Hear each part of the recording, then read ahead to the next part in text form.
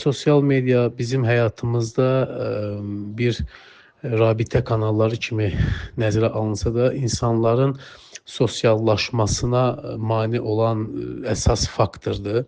Çünki insanlar sosial medialardan daha çox istifadə etdikcə virtual aləmə meyllənirlər və bu virtual aləm həmin insanları özlərinin qapanıqlığına, asosiallığına gətirib çıxara bilər.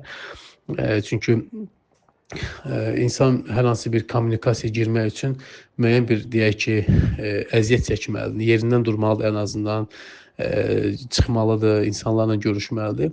Amma bunu belə yox, birbaşa rahat formada, deyək ki, öz evində oturaraq virtual formada insanlarla kommunikasiyaya girir və bu daha əleyhterli görünür və bu zamanla təbii ki, insanların passivləşməsinə, asosiallığına və tənhalıq hisslərinin yaranmasına gətirib çıxara bilər.